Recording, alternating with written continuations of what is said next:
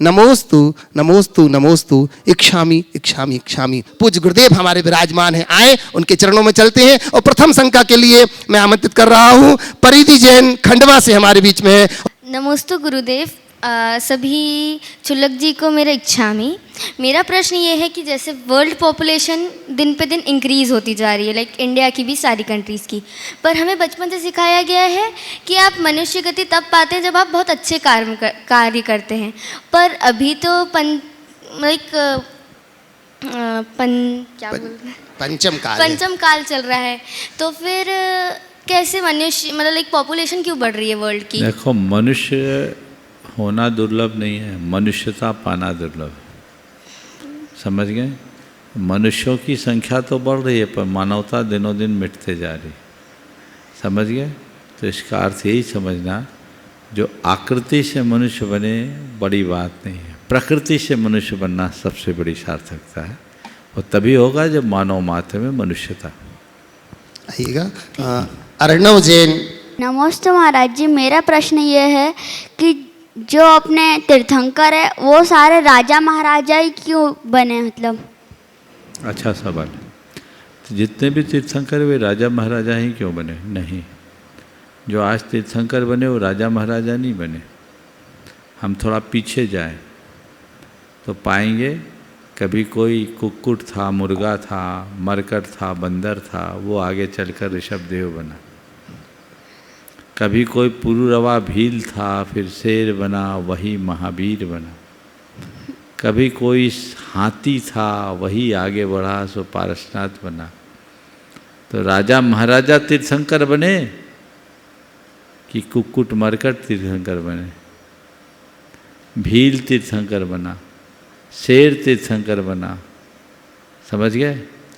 पर वो तो पिछले जन्म में बना था। पिछले जन्म में बना ना, तो समझो वही बात कह रहा हूँ।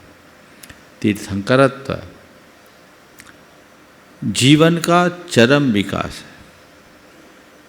वे हर जन्म में तप करते गए, साधना किया, अपनी पुण्य की वृद्धि की, तो हर जीवन में वो ऊपर उठे। और जब वो तीर्थंकर के जन्म में आए, वो उनका चरम रूप था। इसलिए राजा महाराजा के परिवार में जन्मे, राजा महाराजा की तरह जन्मे, और तीन लोग के सारे इंद्रों ने उनकी वंदना की।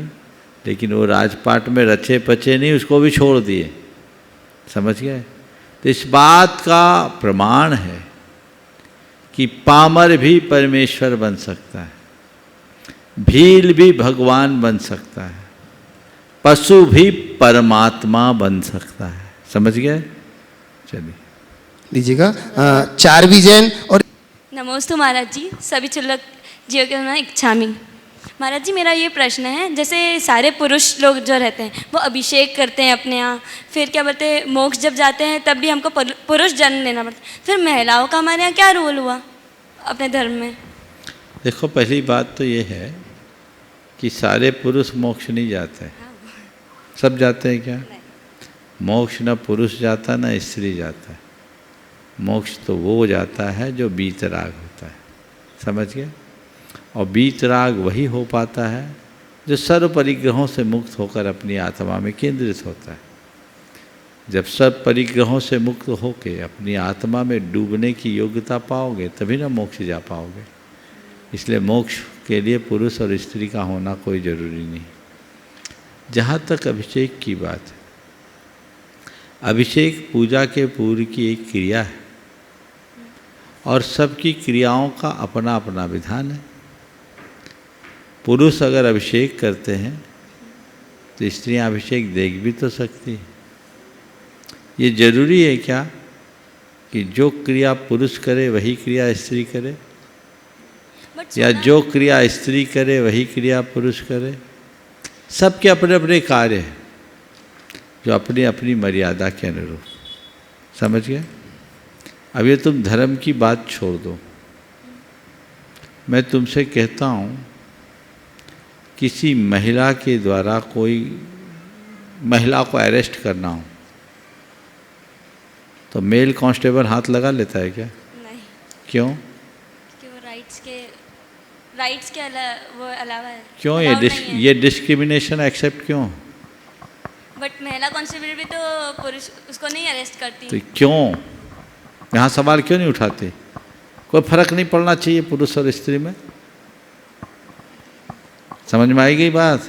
ये फर्क है ना, यही फर्क यहाँ, समझ गए?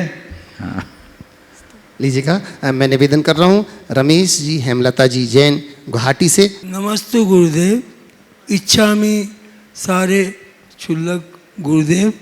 हम आज तक एक भी शंका समाधान हमारा नहीं छूटा। हम गुवाहाटी से टीवी में देखते रहते हैं। हम खाली आज यहाँ आने का मौका मिला तो हम आगे आके बैठ गए कि हम गुरुदेव को पास से देखेंगे, सुनेंगे। ये हमारा सौभाग्य है। ये हमारा जो भी दर्शनानुबंधी कसाय का बंद है वो छूट जाता है और गुरुदेव के दर्शन होते हैं। मैं एक प्रश्न यही करूँगा कि मेरी 76 साल की उम्र हो गई, मेरी पत्नी 71 साल की है। ये इतने लंबे समय से मैं अभी भी कार्यरत हूँ और मेरा अनुभव ये है कि जिसे जो मैं अपना मानता हूँ, मेरा अपना है, मेरा है, यही मेरे दुखों का कारण है, ऐसा मुझे अनुभव होता है। क्या गुरुदेव ये सच है? अच्छा अनुभव है, फिर भी वही कर रहे हो? नहीं उस अनुभव से पाठ पढ़ो। नहीं, उस अनुभव से मैं दूर जाना चाहता हूँ गुरुदेव। बस तो जो अपना है, मेरा मैं हूँ, उसे पहचानो और जो आप हो उसे संभालो। अभी तो अगल बगल वाले को संभाल रहे हो, एक दूसरे को संभालने में लगे हो। जब अपने को संभालने में लगोगे न, तभी जीवन की सार्थकता होगी। और लक्ष्य यही रखो कि मेरा अंत अपने स्वरूप के बोध के साथ समाधि मरण पूर्वक हो।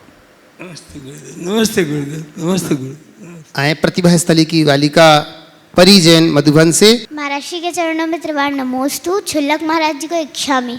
महर्षि, मेरा प्रश्न ये है कि भगवान खड्गासन और पद्मासन दोनों में ही होते हैं और हम दोनों को ही पूछते हैं, लेकिन महर्षि उन दोनों का प्रभाव क्या और उनमें अंतर क्या है? देखियो, मोक्ष जाने के दो आसन है, खड्गासन या पद्मासन। इसलिए हम भगवान को विराजमान करते हैं तो खड्गासन में भी कर देते हैं, पद्मासन में भी कर देते हैं। इसका कोई अलग अलग प्रभाव नहीं है कि पद्मासन का ज़्यादा प्रभाव है खड्गासन का काम। खड्गासन भगवान के ध्यान मुद्रा का प्रतीक है और पद्मासन उनके समो शरीर में विराजमान होने की मुद्रा का द्योतक है। दोनों में जहाँ भी हम अपना ध्यान लगाएं, भगवान की उस बीच रागता पर अपनी दृष्टि दौड़ाएं, हमें बराबर लाभ मिलता है। नमोस्तु महाराज जी, नमोस्तु। आए पक्ष जैन मधुबन से। महाराज जी के चरणों में नमोस्तु नमोस्तु नमोस्तु। क्षुल्लक जी महाराज जी के चरणों में इच्छामि इच्छामि इच्छामि इच्छामि। महाराज श्री, मेरा प्रश्न ये है कि महावीर भगवान जी का सिद्धांत है जियो और जीने दो, तो उसका अर्थ क्या है? मैं अपने दोस्तों को उसका अर्थ कैसे समझा सकता हूँ? बहुत अच्छा सवाल। जियो और जीने दो, इसका मतलब हमारा जीवन हमको प्रिय है न? हर प्राणी जीना चाहता है, कोई मरना नहीं चाहता। सबको सुख अच्छा लगता है, दुख किसी को अच्छा नहीं लगता। तो जैसे हम अपने जीवन को अच्छा मानते हैं, मरण को बुरा, सुख को अच्छा, दुख को बुरा, वैसे सभी प्राणी भी अपने जीवन को अच्छा मानते हैं, बुरा मरण को बुरा। सब जीना चाहते, मरना कोई नहीं चाहता। तो जैसे हम जीना चाहते वैसे संसार के दूसरे प्राणी जीना चाहते। जैसे हम मरना नहीं चाहते वैसे संसार के दूसरे प्राणी भी नहीं मरना चाहते। इसलिए हमारा काम है हम जिए और दूसरों को भी जीने दें, किसी को मारे नहीं, अहिंसा का पालन करें। नमोस्तु। शरद जी गोधा। पूज्य गुरुदेव के चरणों में नमोस्तु नमोस्तु नमोस्तु। गुरुदेव, आजकल एक सेंटेंस ने हमारे समाज को बड़ा विकृत किया है, वो है आजकल सब चलता है। रात्रि भोजन चलता है, रात्रि में भी प्याज लहसुन रखना और लहसुन की चटनी रखना चलता है। विजाति विवाह चलता है, यदि कोई इसका विरोध करे तो मुश्किल। हम पूरे देश में 1% से कम हैं और गुरुदेव मेरे को तो ऐसा महसूस होता है कि मैं जैनियों में जैन भी 1% ही मान रहा हूँ। जैनियों में जो जैन है, हम नाम के जैन रह गए, लेकिन यदि जैन धर्म को यदि अंगीकार करके चलें तो हम लोग अपने लोगों में से भी अलग ही हैं, जैन नाम के हैं। गुरुदेव, ऐसी स्थिति में कैसे जैनत्व आगे बढ़ेगा और कैसे हम लोग अपने लोगों में ही जैन कहलाएंगे, ये मैं आपसे जानना चाहता हूँ। बहुत ही गंभीर सवाल आपने उपस्थित किया। सब चलता है कहकर लोग धर्म को ही चलता कर रहे हैं। सही। ये कतई उचित नहीं है। ये सब हमारी निष्ठा की दुर्बलता का द्योतक है। अपनी निष्ठा को जगाना चाहिए। जब हम अपने इतिहास को पलट कर देखते हैं तो विषमतम परिस्थितियों में भी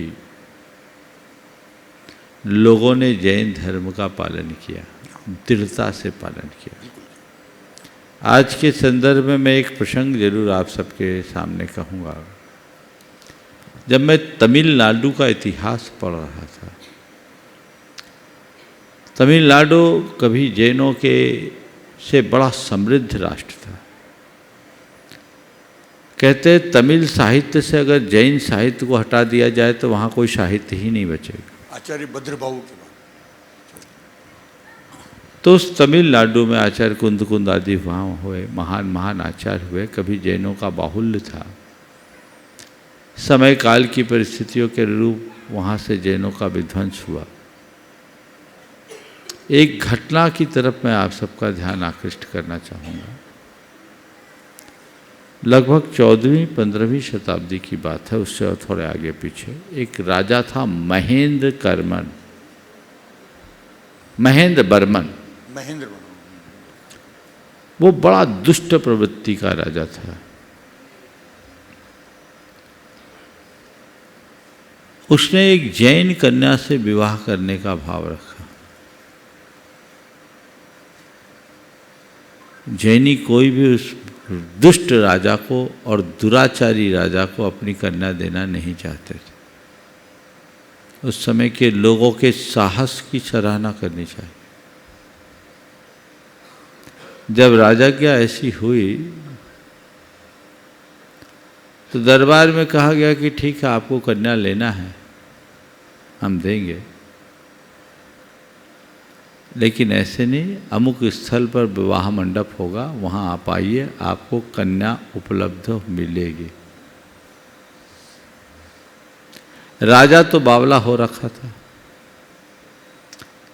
वह विवाह मंडप पर पहुंचा, वहाँ एक भी व्यक्ति नहीं था। मंडप में एक कुतिया बंधी हुई थी, उससे गले में एक पर्ची लिखी थी, कोई भी जैन कन्या आप जैसे दुष्ट राजा के साथ विवाह करने को तैयार नहीं है, अतः आप चाहो तो मुझसे अपना विवाह रचा सकते हो। जैसा लिखा वो मैं आपको बता रहा हूँ। आप सोच सकते हैं एक राजा के साथ इस तरह का प्रसंग, घटना कितना खतरनाक हो सकता है। राजा क्षुब्ध हो उठा और उसी दिन उन्होंने जैन धर्म को राष्ट्रद्रोह घोषित कर दिया। हजारों मुनियों का कत्लेआम हुआ, सूली पर चढ़ाया गया। 5000 मुनियों को एक साथ सूली पर चढ़ाया। प्रवृत्तियां उसकी पहले से थी ऐसी। जैन धर्म के पालन करने वाले को प्राण दंड देना शुरू कर दिया।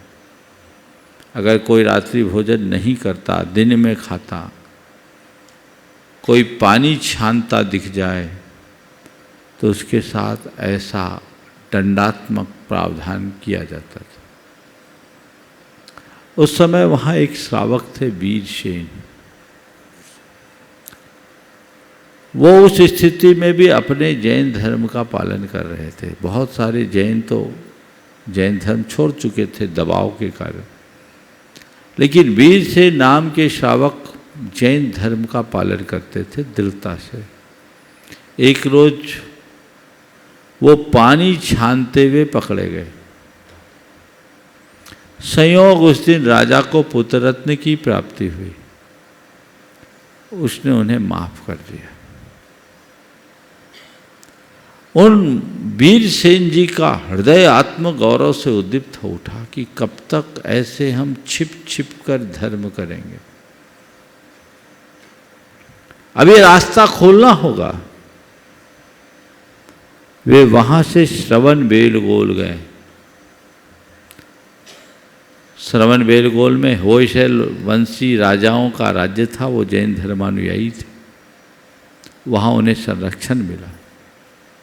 वहाँ उनने शास्त्रों का अध्ययन किया, मुनि बने, नाम पड़ा वीरसेन। और मुनि बनकर वो सीधे तमिलनाडु आए। मन में संकल्प लिया 100 लोगों को जैन बनाकर ही आहार ग्रहण करूंगा। उनके प्रभाव से वे लोग जिन्हें जैन से अजैन बना दिया गया था, वापस सब जैनत्व की ओर मुड़ने लगे। और आज तमिलनाडु में नैनार के नाम से उन्हें जाना जाता है। नैनार जैन जो हैं वे सब उसी के वंशज है, उसी परंपरा के। मधुबन में तमिलनाडु भवन जो बना है वो वहाँ के नैनार जैनों के द्वारा बना है और बड़ी समर्पित श्रद्धालु कट्टर जैन है।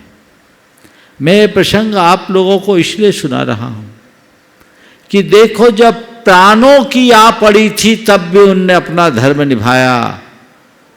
आज सब प्रकार की अनुकूलता है, फिर तुम धर्म को त्याग रहे हो, तो तुमसे बड़ा अभागा और कौन होगा।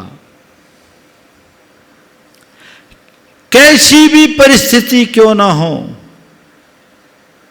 हमारी मूलभूत निष्ठा खंडित नहीं होनी चाहिए। ये तो मुझे करना ही, इसमें मेरी पहचान है। अपनी पहचान खोकर तुम दुनिया की विरासत भी पालो तो वो सब व्यर्थ है। आधुनिकता की अंधी दौड़ में जो लोग भी इस तरह का व्यवहार कर रहे हैं वे घोर आत्मवंचना में जी रहे हैं। उन्हें जागना चाहिए। आप एक तरफ धर्म की बात करते, धर्म प्रभावना की बात करते, गुरुओं के आगे पीछे घूमते हो, मंदिरों में आते हो, पूजा पाठ करते हो और अपना आचरण ऐसा बिगाड़ लोगे तो उद्धार कैसे होगा। मैं आपसे तो इतना कहता हूं, धर्म के विषय में जो बातें करने योग्य कही गई है कदाचित वो ना कर सको तो कोई दिक्कत नहीं। जो बातें करने के लिए कही गई वो ना कर सको तो कोई दिक्कत नहीं, पर जिसका निषेध किया गया उसको करना कतई उचित नहीं है। उसमें तो चलता है, होना ही नहीं चाहिए। देश काल परिस्थिति के अनुरूप तुम व्रत संयम तप त्याग संयम नहीं अपना सको कोई बात नहीं, पर पाप, जिन पापों को सर्वथा निषिद्ध बताया गया उनसे तो बचो। जिससे तुम्हारी पहचान खंडित हो रही उससे तो बचो। 80-80 साल की उम्र होने के बाद भी लोग ऐसी प्रगाढ़ लालसा के साथ इस तरह का आचरण करते हैं जैसे जिंदगी में कभी खाया नहीं। सब चलता है, क्या चलता है? इससे तुम्हारी निष्ठा की दुर्बलता का पता चलता है। अपने आप को अंदर से मजबूत बनाइए, ठान लीजिए कि एक काम मुझे जिन बातों की हमारे लिए मनाही की गई है हमें वो करना ही नहीं है। आप सड़क में गाड़ी चलाते हो, हरी बत्ती हो और गाड़ी रोक दो कोई दिक्कत नहीं है ना। ग्रीन सिग्नल हो, गाड़ी आगे नहीं बढ़ाओ कोई दिक्कत नहीं, पर रेड सिग्नल में गाड़ी ना रोको तो दिक्कत ही दिक्कत है कि नहीं? हाँ, आप क्या करते हो? रेड सिग्नल में गाड़ी रोकते हो कि बढ़ा देते हो? रोकते हो ना। इच्छा हो तो भी और ना हो तो भी रोकना ही पड़ता है क्योंकि रेड सिग्नल है। ग्रीन सिग्नल में तुम्हारी मर्जी, गाड़ी बढ़ाओ या ना बढ़ाओ। भगवान ने जिन बातों का विधान किया वो ग्रीन सिग्नल है, उसे अपनाओ नहीं अपनाओ, तुम व्रती बनो, प्रतिमा लो, तप त्याग संयम में आगे बढ़ो, मुनि बनो ना बनो कोई दिक्कत नहीं। पर उनने कहा व्यसन मत करो, रात्रि भोजन मत करो, मद्य मांस मधु का प्रतिज्ञा पूर्वक त्याग करो, ये इनका सेवन कतई मत करो। ये सब रेड सिग्नल है। ये कर रहे हो तो तुम अपनी आत्मा का पतन कर रहे हो, तुम्हें कोई नहीं बचा सकता। भाव भाव में दुर्गति के पात्र बनोगे। आज तुम्हारे पास सारी अनुकूलताएं, संसाधन है, पर कल ये सब रहे ऐसा कोई निश्चय नहीं। इसलिए इनके प्रति बहुत जागरूकता होनी चाहिए और हमें अपने आचरण और व्यवहार में इतनी पवित्रता रखनी चाहिए जिससे देखकर सामने वाला हमारे प्रति नतमस्तक हो, आकर्षित हो, जैसे पहले लोग होते थे। चलता है कैसे? आपने कहा पूरे देश में 1% से कम हमारी आबादी है और उसमें सच्चे जैनी तो और भी कम है। हालांकि मैं आपके इस आंकड़े से संतुष्ट नहीं हूँ। सच्चे जैनी आज भी ज़्यादा है गुरुदेव। हाँ, वो दिखने वाले लोगों में गड़बड़ लोग ज़्यादा है। गुरुदेव सुनो मेरी बात को, ऐसा नहीं है कि सब जैनी भ्रष्ट हो गए, पर हाँ एक व्यक्ति भी यदि भ्रष्ट हो रहा है तो उसकी हमें पीड़ा होनी चाहिए, क्योंकि सफ़ेद चादर में एक छोटा सा दाग भी आंखों को चुभता है, वो स्वीकार करने योग्य नहीं। यदि कोई व्यक्ति अभक्ष्य पदार्थों के सेवन में लगा है, अमर्यादित आचरण या मर्यादा का उल्लंघन करने में लग गए, तो हम उन सब को यही कहना चाहेंगे, भैया संभलो, सावधान हो जाओ, अपनी परंपरा की गुडविल को बचा करके जियो, उसे खंडित मत होने दो, ये तुम्हारी जिम्मेदारी है। अगर तुम ही इसका पालन नहीं करोगे तो कौन करेगा? जैन नाम से नहीं, जैन आचरण से बनो, काम से बनो। तुम्हें कहने की जरूरत ना हो कि हम जैन हैं, तुम्हारा आचरण बता दे कि ये आदमी जैन है, तो जीवन हमारा सुरक्षित और सलामत रहेगा। उस दिशा में सभी को सतत प्रयासरत रहना चाहिए। आपने बहुत ही गंभीर विषय को उठाया है, लोगों को भी सोचना चाहिए कि हमारी जिम्मेदारी क्या है। हम ऐसे मजबूर नहीं हैं कि हम सारी मर्यादाओं का उल्लंघन कर दें। आज भी हम अपनी सारी सीमाओं को सुरक्षित रख करके अपना सकते हैं। आज भारत की बात क्या, 7 समुंदर दूर अमेरिका, यूरोप जैसे देशों में रहने वाले मैं अनेक लोगों को जानता हूँ जो हायर प्रोफेशनल है, लेकिन प्रोफेशनल जिंदगी जीते हुए भी विशुद्ध जैनी नहीं, उनमें से तो कुछ विशुद्ध श्रावक की भांति जीते हैं, और लोग भी उनका अनुकरण कर सकते हैं, करना भी चाहिए। गुरुदेव, पिछले कुछ युग पहले, कुछ सालों पहले या वर्षों पहले एक ही परिवार में 3 धर्म मान लेते थे। राजा जैनी है, रानी बौद्ध धर्म मान रही है, बच्चे दूसरा धर्म मान रहे, चलता था। आजकल हमारी पहचान पैदाइश से जैन है और हम जैन धर्म के श्रावक हैं। जब हम लोग सोचते हैं कि जैसे आहार दान, औषधि दान, ये सब कुछ है, दान 4 तरह के दान हैं। मैं नियम कर लूँ कि मेरे को 2 आदमी को भोजन करके खाना है, भोजन दान करके खाना है, या औषध दान के लिए कहीं पैसा दिया हूँ, या किसी की शिक्षा के लिए दिया हूँ, सबसे बड़ा विरोध मेरे घर में होगा। मेरा जैन परिवार, मेरे जैन श्रावक मेरा विरोध करेंगे। क्या आदमी 2 दिन देखिए, बात आपने जो बात कही है, बात बिल्कुल सही है। इस विषय में मैं इतना ही कहूँगा, चूँकि समय हो रहा और लोगों का भी नंबर है। हमें अपने कर्तव्यों का दृढ़ता से पालन करना चाहिए। आगे बढ़िए। नमस्ते। निवेदन कर रहा हूँ करण रूना जी, ऋषित जैन बाराबंकी से। नमोस्तु महाराज जी, नमोस्तु। मेरा प्रश्न यह है कि हमारी क्लास में बच्चा टिफ़िन में नॉनवेज लेकर आता हो और हमारे साथ बैठकर खाना खाता हो, तो हमें उसके साथ बैठकर खाना खाना चाहिए या नहीं, और उसके साथ दोस्ती रखनी चाहिए या नहीं? देखिए, इसमें 2 बातें कहूँगा। पहले तो बच्चों को कहूँगा कि अगर ऐसे कोई बच्चे नॉन वेज लाते तो उनके साथ बिल्कुल मत खाओ, ना टिफ़िन शेयर करो। अपितु जो वेज बच्चे, तुम वेज बच्चों का अपना ग्रुप लगाओ जो शाकाहारी भोजन करते हैं, उनके साथ खाओ, उन्हीं के साथ शेयरिंग करो। और अभिभावकों को मैं कहूँगा, अपने बच्चों को ऐसे ही स्कूल में पढ़ाओ जहाँ ये समस्या ही ना आए। आजकल आप लोग और चीज़ों को देखते, इसको प्रमुखता नहीं देते, पर इसका इन बच्चों पर बड़ा विपरीत असर पड़ता है। नन्हे मुन्ने बच्चे, टीचर्स उनके लिए सबसे सर्वोपरि होते हैं, माँ बाप से भी ज़्यादा वो महत्व अपने टीचर्स को देते हैं।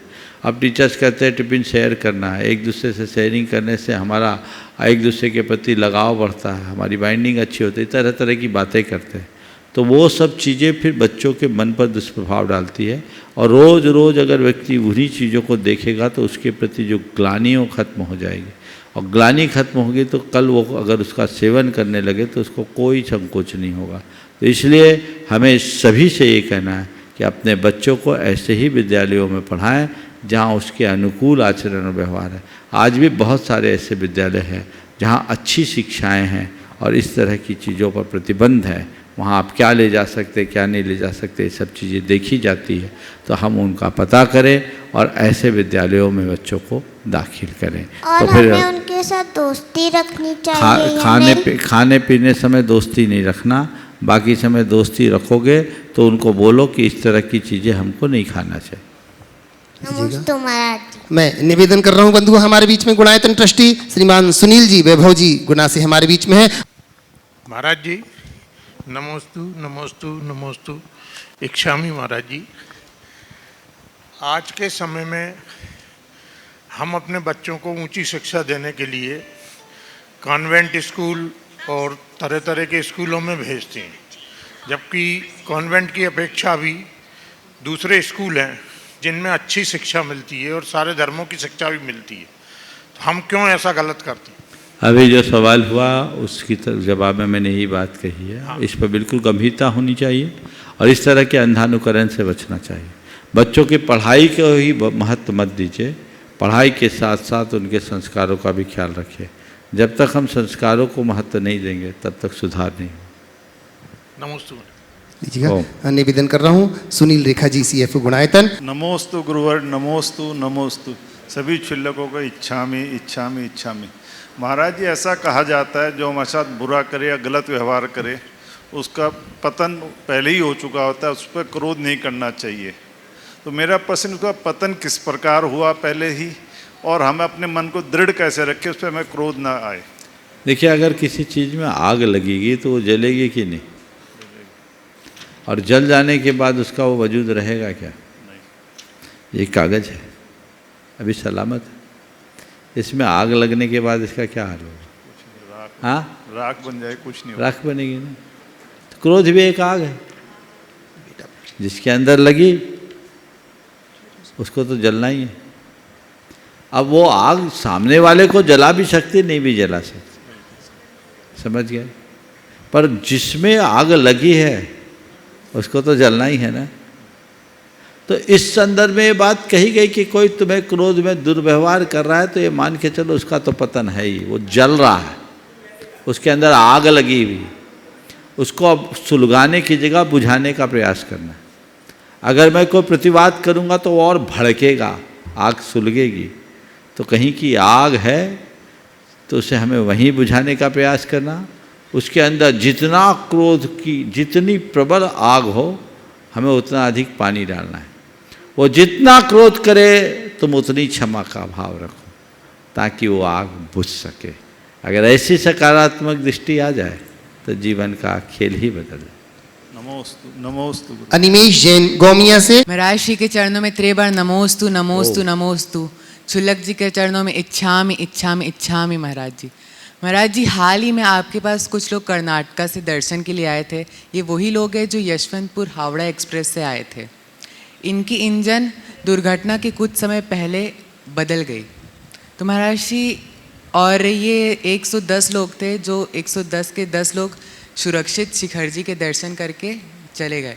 तो महाराज जी, इनका कौन सा पुण्य का उदय था कि ये शिखर जी आए भी और सुरक्षित दर्शन करके भी चले गए? देखिए, वो जो दुर्घटना हुई वो बहुत ही भयानक दुर्घटना, बहुत बड़ा हादसा हुआ। पहली बात तो मैं उसमें जितने लोग भी हताहत हैं उनके प्रति अपनी ओर से संवेदना व्यक्त करना चाहूँगा और उनके परिवार को यही आशीर्वाद दूंगा कि वे इस विपत्ति को सहने में समर्थ हो सके। इस तरह की घटना होने के बाद उसकी पूर्ति कर पाना बहुत मुश्किल है। जहाँ तक उन 110 लोगों का सवाल है जो यहाँ भी मेरे पास आए थे, वो बच गए। अगर कहा जाए तो इसे एक संयोग के रूप में भी देखा जा सकता है। कई बार लोगों का ऐसा अनुभव होता है, पहले कोई गाड़ी चला रहा हो और बाद में बोलता चलो तुम पीछे बैठो मैं गाड़ी चलाता हूँ। वो ड्राइविंग सीट पर आया और थोड़ी देर बाद कहीं किसी से टक्कर हो गई और व्यक्ति जो ड्राइवर था वो चल बसा, पीछे वाला बच गया। अब ये जो थी बातें तो एकदम निर्धारित स्थल पर उनका इंजन चेंज होना होगा, वहाँ चेंज हुआ जैसा उन्होंने बताया, बच गए। अब ये घटना पीछे से भी हो सकती थी, आगे से भी हो सकती थी। शायद पीछे से हुई, अगर ये आगे से होती तो शायद ये आगे ही से लपेटे में आ जाते। पर मैं इसे इस रूप में देखता हूँ कि वे एक बड़े अच्छे भाव लेकर अच्छे निमित्त से निकले थे। उन्हें सम्मेद शिखर जी की वंदना करनी थी, वो पुण्य उनके साथ था वंदना का जिसने ये संयोग पलट किया। और वे लोग भी देखो, उनकी निष्ठा, इतना बड़ा हादसा होने के बाद वापस नहीं लौटे। कहाँ आए? शिखर जी आए, वंदना की और चले भी गए। तो ये बात समझो, हम एक धारणा ऐसी बना सकते हैं कि अगर हम शुभ आलम्बनों को लेते हैं तो हमारे बहुत सारे अशुभ कर्म विनष्ट हो सकते हैं। इसलिए सतत शुभ आलम्बन लेकर आगे बढ़ने का अभ्यासी बने। नमोस्तु महाराज, इच्छामि महाराज। निवेदन कर रहा हूँ शिरोमणि संरक्षक परिवार से नितिन जी, अनंत जी, फिरोजाबाद से। त्रिवार नमोस्तु नमोस्तु नमोस्तु। गुरुदेव, मेरी शंका यह है कि मृत व्यक्ति के मुंह में मरते वक्त सोना रखा जाता है।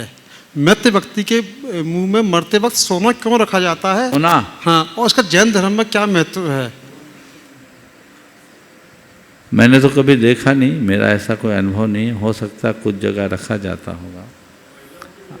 महिलाओं के, महिला पुरुष सभी के?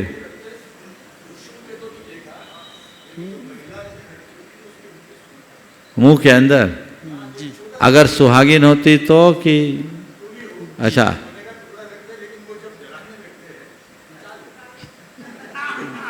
ठीक है, ठीक है, बात समझू ना। मतलब आपके कहने का आशय ये है कि हमारे देश में ऐसी परंपरा है कि कोई महिला की मृत्यु हो तो कहीं कहीं ऐसी परंपरा है, तो किसी महिला की मृत्यु हो तो मरणोपरांत उसके मुख में सोना डाल देते हैं और बाद में जलाते समय निकाल लेते हैं। यही परंपरा है। अब आपने पूछा ऐसा क्यों होता है, तो देखो मैंने कभी देखा नहीं और कभी इस पर सोचा नहीं, पर मुझे इसके पीछे एक बात समझ में आ रही जो मैं अभी कह सकता हूँ। हो सकता है ये भी उसमें एक कारण हो। हमारे देश में एक परंपरा है कि जिस किसी को भी अशुद्धि हो जाए तो उस पर सोने के पानी का छींटा दे दिया जाता है। ये परंपरा है ना। छिपकली छू जाए या और कुछ हो जाए तो सोने के पानी से नहा लो, तो कहते वो शुद्ध हो गया। अब किसी की मृत्यु हो गई, मर गई, तो शरीर तो अपवित्र हो गया, मुंह में सोना डाल दो, शायद शुद्ध हो गई। एक भाव। दूसरा, इसके पीछे ये भी भाव, इसमें सवाल ये हो सकता है महिला के लिए क्यों और किसी के लिए क्यों नहीं। तो हमारे देश में महिला को लक्ष्मी कहा जाता है। लक्ष्मी गई, खाली हाथ न जाए, सोना लेकर जाए ताकि उसकी कृपा बनी रहे। हम लक्ष्मी को घर से बाहर ऐसे निकालेंगे तो दरिद्र ना आ जाए, शायद ये भावना हो सकती। मैं मानता हूँ कि हमारे यहाँ की जो भी रीतियाँ हैं उसके पीछे कोई ना कोई विज्ञान होगा, लेकिन हम उसे नहीं जानते, इसलिए हम उनको गौण करने लगते हैं। काश हम रीतियों के विज्ञान को जाने और आगे बढ़े, जिससे जीवन का पथ प्रशस्त। हाँ, अनंत। नमोस्तु महाराज जी। महाराज जी, मेरा प्रश्न ये है कि हम अपनी क्षमताओं पर विश्वास कैसे कर सकें? क्षमताओं पर विश्वास कैसे कर सकें? देखो, अपनी क्षमता पर विश्वास करना है तो थोड़ा थोड़ा उसको आजमाना शुरू करो। उदाहरण दूँ, तुमसे अगर कहे कि 2-4 किलोमीटर पैदल चलो तो चलने को तैयार होगे? जी महाराज जी। कहोगे मेरे वश का नहीं है, गाड़ी लाइए, मेरे से नहीं चला जा सकता। लेकिन जब पर्वत पर चलना हो तो वंदना करना है तो मुझे करना ही है, सोच के आया हूँ वंदना करके जाऊँगा। कैसे चढ़ जाते हो ऊपर? जो व्यक्ति कहता है मुझसे 1 किलोमीटर चलना मेरे बस की नहीं है, वो इतनी बड़ी पहाड़ी कैसे चढ़ जाता है? संकल्प के बल। किसके बल पर? संकल्प के बल पर। 10 मिनट भूखे न रह पाने वाला व्यक्ति 10 दिन का उपवास कैसे कर लेता है? संकल्प के बल पर। तो हम अपनी क्षमताओं को धीरे धीरे साकार कर सकते हैं, और जो जो हम क्षमताओं को साकार करेंगे हमारा विश्वास अपने आप बन सकता। नमोस्तु महाराज जी। और मैं निवेदन कर रहा हूँ पुनः एक बार गुणायतन के CFO माननीय सुनील जी को। गुरुवर, अभी अभी मालूम चला है कि संजय मैक्स आचार्य श्री के बहुत अनन्य भक्त थे, और कुछ दिन पहले उनकी जो है कैंसर से पीड़ित थे, और उस वो स्वर्गवास हुआ उनका। तो ऐसे अनन्य भक्तों के साथ ऐसा क्यों होता है? देखिए, संजय मैक्स जी का आपने जिक्र किया। निश्चित संजय मैक्स परम पूज्य गुरुदेव के कृपा पात्रों में एक थे, बल्कि बहुत ज़्यादा निकटता थी, और उन्होंने गुरुदेव के मार्गदर्शन में बनने जा रहे सभी उपक्रमों में अपनी बहुत अच्छी भूमिका निभाई। उनने जीवन भर सेवा की, गुरु की, तीर्थ की, धर्म की। उसकी जितनी सराहना की जाए वो कम है। वो एक बहुत अच्छे शख्सियत थे, और गुरुदेव का उन पर बड़ा विश्वास और भरोसा भी था, जिस पर उन्होंने हमेशा काम किया। आपने ये सवाल किया है कि ऐसे व्यक्ति कैंसर जैसी बीमारी से पीड़ित कैसे हो गए। बीमारी तो किसी को भी नहीं छोड़ती। धर्मी व्यक्ति के ऊपर भी बहुत सारे उपद्रव होते हैं, उपसर्ग होते हैं। भगवान पारसनाथ ने तो 10 भव तक कोई पाप नहीं किया, फिर भी उनके ऊपर इतना भयानक उपसर्ग आया, उसको नकारा नहीं जा सकता। ये तो कर्म का संयोग था। लेकिन संजय मैक्स के विषय में मैं कहूँगा, भले बीमारी आई पर उन्होंने बीमारी से हार नहीं माना, बीमारी को हरा दिया। आपको पता होना चाहिए, उनका मरण नहीं हुआ, उनकी संलेखना हुई। गुरु चरणों में सारे मोह भाव को त्यागते हुए नमोकार जपते जपते 2-3 दिन 4 दिन हुए शायद, 8:43 पर शाम को उनका समाधि मरण हुआ, जो इस बात का प्रमाण है कि उनने जीवन भर जो गुरु सेवा की उसका फल प्राप्त कर लिया है, और लोगों को भी सीख लेना चाहिए। बाकी जीवन के संयोगों के विषय में कुछ नहीं कहा जा सकता, किसी के साथ भी कोई भी संयोग हो सकता है, लेकिन अच्छा करने वाले को अच्छा फल अवश्य मिलता है। जी बंधु, और हम हमारे पूरे गुणायतन परिवार की ओर से और श्री सेवायतन परिवार की ओर से संजय जी मैक्स के पूरे परिवार को, उनको हम भावभीनी श्रद्धांजलि यहाँ पर अर्पित करते हैं। और अब मैं निवेदन कर रहा हूँ पूज्य शुल्लक श्री स्वरूप सागर जी महाराज के चरणों में। महाराज जी के चरणों में बारंबार नमोस्तु। महाराज जी, बहुत से ऐसे तीर्थ क्षेत्र हैं विशेष रूप से दक्षिण भारत में जिनका बहुत ऐतिहासिक महत्व है, लेकिन वर्तमान में वो कुछ उपेक्षित हैं। हो सकता है वहाँ समाज कम हो या यात्री कम जाते हैं। बहुत से ऐसे क्षेत्र संरक्षित भी हैं लेकिन उपेक्षित हैं। तो महाराज जी, जैन श्रावक के तौर पे या जैन तीर्थयात्री के तौर पे हमारा उनके प्रति क्या कर्तव्य होना चाहिए? देखिए, हम सभी, आपने बहुत अच्छी बात पर ध्यान आकर्षित किया। सबसे पहले तो ऐसे तीर्थ क्षेत्रों को चिन्हित करना चाहिए और विभिन्न माध्यमों से लोगों तक उसकी जानकारी पहुंचानी चाहिए। और सबसे पहला काम ये करना चाहिए कि ऐसे उपेक्षित तीर्थ क्षेत्रों को आप अपनी यात्रा के कार्यक्रम में जोड़ें। जो लोग भी तीर्थ यात्राओं पर निकलते हैं वे ऐसा भी कार्यक्रम बनाएं कि हम हर 2-3 साल में अपनी एक यात्रा ऐसे तीर्थ क्षेत्र के लिए करेंगे जो अभी तक लोगों के प्रकाश में नहीं आया, जिससे लोगों का परिचय नहीं हुआ। लोगों का आवागमन बढ़ेगा तो वहाँ की आमदनी बढ़ेगी, आमदनी बढ़ेगी तो वहाँ की व्यवस्थाएं भी अनुकूल होगी, रख रखाव अच्छा होगा, चीज़ें सारी हमारे अनुकूल होगी। पहला प्रयास ये करना चाहिए। दूसरा, यदि कोई क्षेत्र है जिनमें उनकी आधारभूत संरचनाएं भी नहीं हैं तो तो उन्हें चिन्हित करके समाज के बीच रखना चाहिए और समाज के लोगों को चाहिए कि ऐसे क्षेत्रों को हाथों हाथ ले और विकसित करे। और इस कार्य के लिए देश भर के जितने भी मंदिर और ट्रस्ट हैं उन्हें आगे आना चाहिए। जिनके पास सरप्लस पैसा है, अपने मंदिरों का पैसा उन अविकसित तीर्थों को या पिछड़े तीर्थों या धर्मायतनों के विकास के लिए लगाए तो बहुत उत्तम कार्य होगा, दोहरा पुण्य का लाभ होगा। सभी मंदिर कमेटियों को इसकी जानकारी मिलनी चाहिए और वे अपने द्रव्य का वहाँ सदुपयोग करके बहुत अच्छा काम कर सकते हैं। यदि ये पहल की जाए तो मैं मानता हूँ हमारा कोई भी क्षेत्र पिछड़ा नहीं रहेगा। मैं निवेदन कर रहा हूँ पूज्य क्षुल्लक श्री सुभग सागर जी महाराज के चरणों की वंदना करते हुए। परम पूज्य मुनिवर के चरणों में बारंबार नमोस्तु नमोस्तु नमोस्तु।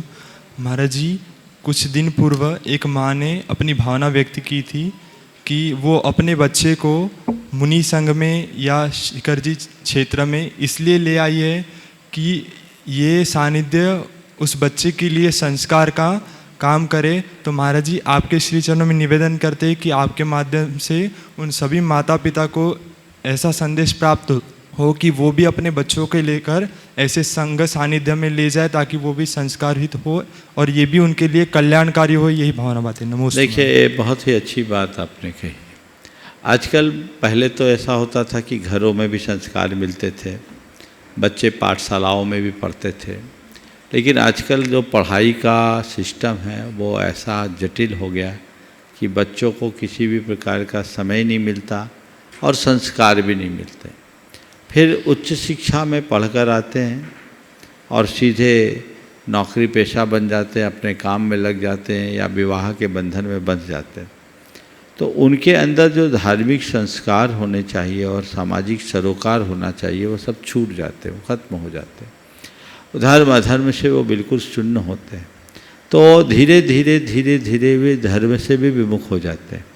उन्हें बहुत सारी बातें जो तार्किकता के साथ लोगों के द्वारा बताई जाती वही अच्छी लगने लगती, क्योंकि जब फाउंडेशन मजबूत ना हो तो स्थिरता बहुत कठिन होती, ऐसी स्थितियां बनने लगती। तो उससे बचने का एक ही उपाय है।